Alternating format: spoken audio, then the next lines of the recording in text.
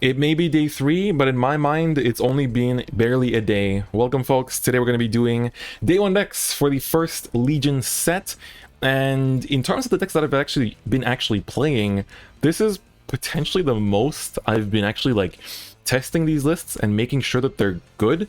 So yeah, that's going to be pretty interesting to look at. So of course, in this first Legion set, the supported clans were Royals, Narukami, Nova Grappler, Genesis, Angel Feather, and Great Nature. So 6 different ones, and the only one that I couldn't pull enough to build is Great Nature. So that one is kind of based off more off of theory. There's also Meloetta Matt's kind of like assist there. I looked at his list and kind of went to see if there's anything I could improve. So that's kind of my take on it as well. And then the other deck that I haven't playtested at all yet is Seekers, because we're getting a free Think Saver Dragon in a week's time, and I don't want to craft, you know, just to playtest early. I'd rather like get the card next week and focus on other decks right now. So with that being said, let's take a look at these decks. So actually my favorite deck from them all so far has honestly been Angels. So Celestials got really good support in this set. A lot of people were saying like, oh, what, like these Legions are trash, like why would you think they're so good? Well, there is a fantastic card called Asmodel. Asmodel is super good. Her skill says Reader Circle when her attack hits a Vanguard, count +1, put her into the damage zone, and then choose a card that is not her from the damage zone and call it. And then if you call the face down card, then she goes face down as well. This card, it basically allows you to have a 5 attack combo, because once you call her, the Danielle sees that, and she from the damage zone lets you counterblast 2 to call herself from the damage zone as well. So you can basically extend all those attacks. And you might be thinking, well, they're just 9Ks, right? They're not going to be hitting anything. Well, one of the Legions, the double rare one, the Malkadiel, says during your turn, if she's in Legion state, your front row gets +2k power. And if you have a card in your damage zone with the same name as one of your Vanguards, gets another +2k, so +4k, turning her into a 13k attacker. So that's really good. And setting up that plus power is really easy, because you have to have either the Malkadiel or the Asmodel in the damage zone, so it sets up super easily. And so you have all these extra attacks. This gives you counter charge if you ever need it, but you rarely do, because you have basically no CL in Nakir, or not Nakir, in the Narel. Then on top of that, you run ponies so that they power up, you know, when you call from the damage zone, which is really nice. This Legion is not bad either, actually, because the main grade 2 is an on-hit. Once you push your opponent to 5, it doesn't really do much. So then you go into the Butterell, who basically just calls from damage zone. So it's a free +1, and it lets you tutor out your like grade 2s onto your field, so you have intercept, so you just like slowly win the game. And then I play 4 of the Sariel, because she lets you tutor anything right into the damage zone, so you can add to hand, so you can like add PGs to hand, ride targets to hand, things you want to call out to hand. But also she sends the card from damage zone to drop zone, which means we can set up for Legion faster, which is really important in this deck. And then I run the, you know, Zerakiel, because once your opponent gives you 4, she does give more power, so if you want and you still need to push, you can rewrite into her as well. So really nice list, by far the one I've been enjoying the most as well. Alright, so that's Angels. Now a deck that was honestly a really big pain to figure out was Genesis. Genesis seemed strong to me from the get-go because of all the extra crit attackers it has, plus having Minerva in your arsenal is always going to be great because you can finish games with it. For my testing, I basically like push my opponent to 4 or 5, or especially to 5, right, with stuff like the Nyx, who gains an extra 5k in a crit when in Legion state. You put something from your soul to your drop zone that has the same name as your Vanguard, so either her or her Legion mate. So you can push your opponent to 4 or 5 pretty easily, then try to either end them with the Yggdrasil, who has a Maelstrom, Glory Maelstrom like Guard Restrict, and gains a crit, or you finish them with the Minerva when they're at 5, right? So with that kind of idea, I was like, well, this deck should be pretty good. But this deck was lacking Soul Charge like crazy for me. At first, I ran a grade 3 Searcher as a starter. I put the starter in after that because she says when you're in Legion state, put her into the Soul to Soul Charge 3 and your Vanguard gains +5k. So she basically gives you 4 Soul. So at the very least, that kind of fixed the problem. And I started running this again, the Valencia, who when sent to drop zone from the Soul charges 2 until you hit no, like 2 non-trigger units. The new cards though, we have these ones that let you take 3 regalias from your drop zone into your soul. So you basically get to recycle them, but be careful not to put the stuff you want to Legion back. That's the very important thing, and it exists in grade 2 form as well with the Hemera. So these cards let you kind of like fix up your soul, but at the same time you have to be careful with what you're Legioning away. And of course, having Chamomile as well as the Melissa is always going to be good, right, for extending those attacks and winning off of that. This is a Regalia. I completely forgot, the Hesperus. So that gives you kind of like a board control a little bit as well. So that's really nice. This is the Legion mate for Yggdrasil. She's good for Minerva, actually, because she gives her extra power. Otherwise, she's fine, because the Legions already have a lot of power themselves. One brake ride, but I don't recommend sitting on the brake ride. I had one game where I sat on the brake ride and my opponent just denied me, and I was like missing out on turns where I could be pushing them to 4 or 5 with the crits from the legions, and that felt pretty bad. So this deck might still be changing a fair bit as I try to figure it out, but this is the best I could do with the time I've been giving so far. So she's really good, you know, in a sense, but man, at the same time, like this list, it feels the best out of everything I've tested so far, but I think it could definitely do better. And yes, we are running 9 draws in Genesis now because you never deck out. You just never deck out because you always Legion back 4 cards. So whenever you're close to deck out, just Legion 4. Legion 4, Legion 4, Legion 4, put back PGs, put back heals, no problem. You can even put back draws, to be honest, like because you draw into your PGs.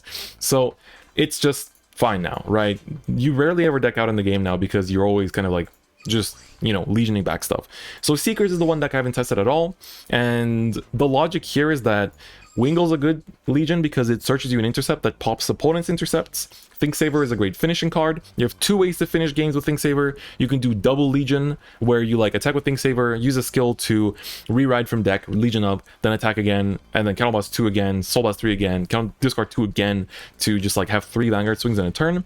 Alternatively, use this guy who says when you legion Counter Blast 1, call a Seeker from deck. So what you can do is like you legion with the Thinksaver mid-battle phase, and then mid-battle phase he calls 2 cards, right? So he calls 2 cards, 2 new attackers, so you basically still get a 6 attack like combo, so that can be enough to finish games as well. And then we run stuff like Lien to like rest her, discard 1, draw 1 to fill up the drop zone to Legion. Ganslot Blaster Blade is still here because you can send back heals so easily now, whether that's with the Ganslot or with the Legion skills. So yeah, the deck is pretty straightforward. I'm looking forward to playing it once I get the cards, but for now that's like an early build basically. Great Nature is the one deck I really have not tested, but the idea here is that you can sit on the Chat Noir and it's pretty damn deadly because you get to pop so much of your own stuff that you can Legion back like every turn more or less, so you can like keep Legioning all the time. You have a lot of different ways to kill your own stuff. I still run the Telescope Rabbit as well, so you can like do an early Legion if necessary. Like all these cards are just like good stuff, Great Nature basically. You know, these cards just help to add a bit of consistency. You get to like search your like same, when this is retired, you get to search basically like for the same name as your Vanguard, whether that's the grade 2 Legion mate or the grade 3 Legion to re-Legion next turn. That's up to you. You can Soul Blast out your Legions to put them back into the deck as well. Like it's just a very good deck. This also sees the comeback of the chicken and the cat, because you can do that very consistently without much of an issue now as well. And it's just a really good deck. Like honestly, it's multi-attacks with lots of power, lots of draw power. I've seen Chat Noir turns where they go from 0 hand to like 6 or 7 hand, which is pretty nasty. So yeah, I haven't really tested Great Nature that much myself, but from playing against it, it feels really good. Now, the 2 other decks that I've been playtesting the most are Risers and Brawlers. Risers I've tried so many different things with because we don't have Cat Butler, so the deck is plays very differently from the TCG. The idea is basically to use the you know, Mega Flare, the Mother Father, to, you know, Legion, have the extra crit, push your opponent to 5, and then finish the game with the Drill Wing, which basically restands your front row units that have a back row unit behind them. So it restands front row rear guards. So because of that, my heal is Yamato no Drake. Some people just play 4 Perfect Riser, which I think is fine too. But this is like a really good finisher as well for the deck to give you 5 attacks, which is nice. You get free plus from Trance Riser. You have 12k attackers. You have this thing, which says when you stand a rear guard in the same column as him, if you have a Riser Vanguard, like through a card ability, then I think when he stands, you also stand the same thing in his column, right? So he restands a column, which is nice. But honestly, like that's basically just used for that Drill Wing turn in general, so you don't need to play too many copies. This card is a huge MVP, you know, DF myself, of course, I'm the MVP of the deck. So once per turn, during the turn you Legioned, when your Vanguard attacks, you can Counter Blast 1 to stand himself and gain 5k. So on turns where you don't have the Drill Wing and you Legion a Mega Flare, you can actually push really well because this restands with a 5k. So you'll be 14, 21 with a 7k boost. Most of our deck is 7k boosts. You know, you have the Shout, which helps you put cards in the drop zone. This card literally checks Kagero and Narukami, basically saying that the Riser unit in this, the Riser rearguard in the same column as this unit cannot be retired by opponent's effect, and himself included, right? So basically, like, this checks Brawlers, this checks Kagero. This card, I think, carries the deck, honestly. Like, I played a variant without it. You could even bump it to 4 and take out 1 energy charger, but I think energy charger is good because once you've gotten rid of all your legions, it's good to soul blast them out and put them back with a legion to, you know, be able to have triggers in the deck still. So I think this deck is actually pretty decent. It's not as good as it used to be. It's not the same meta dominator it used to be with the Cat Butler, but it's decent, right? It's decent, but it plays quite differently. So energy charge doesn't hurt Perfect Riser. You never really go into Perfect Riser. Like, nothing here really cares about names. This needs rested rearguards in the front row. Like, the only thing that cared about names was the starter, the new starter, but I took that out pretty quickly. And this, right? So this thing needs risers in the same column, and I guess so does this. But like I said, generally you're setting up columns that have just risers. This is usually discarded for your shout. That just, you know, basically works like that. And then probably, in my opinion, might be the best deck of the set is Brawlers. Brawlers just feel nasty already. Like, this deck is so good. I've seen most lists play the same grade 1s. Old PGs because you don't care about 4 damage anymore, so if your opponent swings with a crit when you're at 3, you'd rather like just chill on 3 basically. So you use Helena to set up your drop zone to legion it back. You have this thing that gains 3k every time your opponent's rearguard is retired while you're in Legion, which is also nice, so he gets pretty big. This thing is a Zuitan, literally a Brawler Zuitan. This is, you know, count +2, pop a front row rearguard, so on turns where you're sitting on something like the Skybeat, then you can like pop 2 basically, which is also really nice.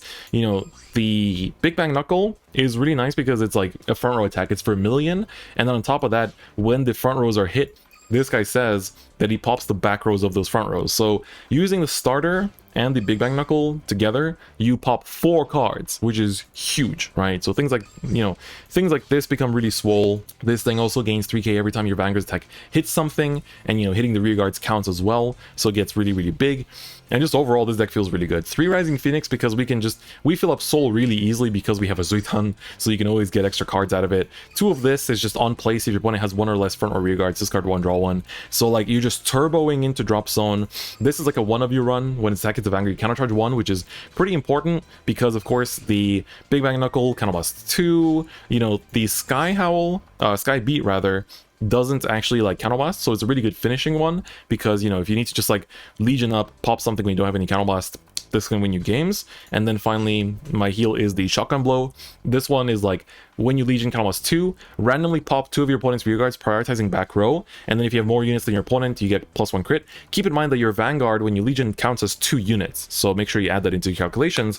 But this is really good because I've noticed from using this skill, a lot of starters have resist now. So Genesis has a resist starter, Brawlers have a resist starter, Royals have a resist starter. This says back row priority, but if your opponent has a resist card in the back, it ignores it. The skill ignores the resist cards, is what I've noticed from playing this card, and so it will pop a front row instead. If they have 2 back rows, but one of them is resist, it will literally pop an intercept, which is wild to me. I thought it would like try to pop the resist and fail to, but instead it actually hits the front row instead. So the resist cards are like going against the users in a way, which is pretty interesting. So this card is a lot better. That might be like, maybe that's just like, you know, a chance, maybe it's just luck, but it does say back row priority, so I don't know, it just straight up ignored resist rearguards for me, and I was really surprised by that. So that's pretty cool. So it's a pretty good card, gains a crit, so helps you push as well. So overall, this deck is just very smooth. It literally is just super smooth, runs really well, and just feels super good to play. Like, this deck, I think if you're starting JP, or if you start global when Legion comes out, I think this deck is one of the best to build. Like, this is a great deck to start with because it's going to get support in the future, which will make it even better, and it's just really good. Seekers feel the same as well, and Seekers have rank rewards and like free thing savers. This deck is a bit more expensive. It's 12 triples already, you know, like so many doubles and stuff like that. Of course, most of these doubles, you know, actually no, just 4 of these doubles, no, 7 of these doubles you get for free from pulling the Legion grade 3, but it's like, yeah, this deck feels really good. Just feels really strong overall. So yeah, those are the 6 decks I think we presented. 1, 2, 3, 4, 5, 6. Yep. So the 6 decks for Legion that have come out so far. So these were the day 1 decks for today. Overall, Legion is really fun. I'm surprised how much fun I'm having. I forgot how much I love this mechanic because it really, like, games rarely end in deck out now. They really feel just super strong, and even decks that people thought would be bad, like Angel Feather for example, feel really good. And so this, like, honestly, I'm really excited for Legion now. I think this will probably last like 6 months or so, personally speaking. I think it should, with the way they've been distributing the support. So it'll be interesting to see, you know, how long they drag it out for, how many of the G Legions they port forward. We've already seen a few with the Angels and Great Nature. So yeah, overall, very, very fun. So enjoy Legion if you're in JP or in Global in 3 months' time. And yeah, that's basically gonna be it for me today. Hopefully you guys enjoyed today's video, and I'll see you guys next time. Bye-bye.